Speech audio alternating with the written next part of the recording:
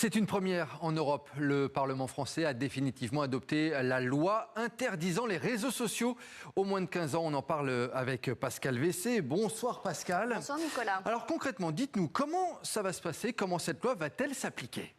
Deux dates à retenir dès le 1er septembre en France. Regardez, il ne sera plus possible pour un mineur de moins de 15 ans de créer un compte sur les grandes plateformes. Pour les comptes déjà existants, les plateformes auront jusqu'au 1er janvier 2027 pour les fermer. La loi va s'appliquer très vite, mais il reste encore beaucoup de zones d'ombre. D'abord, aucun réseau social n'est nommément visé, mais Facebook, Instagram, X, Snapchat, TikTok et consorts sont évidemment concernés. Mais alors Pascal, dites-nous, est-ce que ça veut dire qu'aucune plateforme n'y échappera? Il existe effectivement des exceptions comme Wikipédia, YouTube et WhatsApp. Eux resteront accessibles. Seule la partie commentaire du lecteur vidéo ne sera pas disponible. Autre point flou, le texte ne précise pas vraiment comment vérifier l'âge des utilisateurs.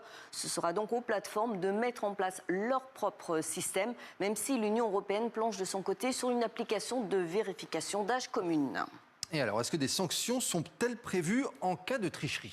Ni pour les ados, ni pour les parents. Le texte ne prévoit aucune sanction à leur encontre. La responsabilité repose entièrement sur les plateformes qui devront empêcher les inscriptions des moins de 15 ans. Sur le papier, les plateformes récalcitrantes s'exposent à des amendes pouvant grimper jusqu'à 6% de leur chiffre d'affaires mondial.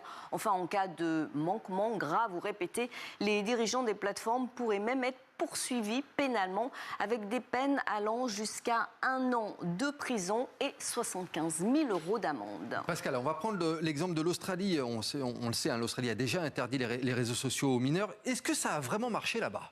C'est justement la plus grande référence pour la France puisque l'Australie a interdit les réseaux sociaux aux moins de 16 ans dès le 10 décembre dernier. Alors au début, le bilan semblait spectaculaire. Près de 4,7 millions de comptes de mineurs supprimés en un seul mois. Le Premier ministre Anthony Albanese avait même déclaré en janvier: aujourd'hui, nous pouvons annoncer que cela fonctionne. Mais une étude publiée en juin par le British Medical Journal vient sérieusement nuancer ce constat. Les chercheurs n'ont trouvé aucune preuve solide que les ados avaient réellement délaissé les réseaux sociaux. Beaucoup, vous l'imaginez bien, contournent l'interdiction en utilisant des comptes enregistrés au nom d'adultes ou de faux profils. Bon, donc rendez-vous dans quelques mois pour faire le premier bilan de cette interdiction des réseaux sociaux en France. Merci beaucoup Pascal Vessé.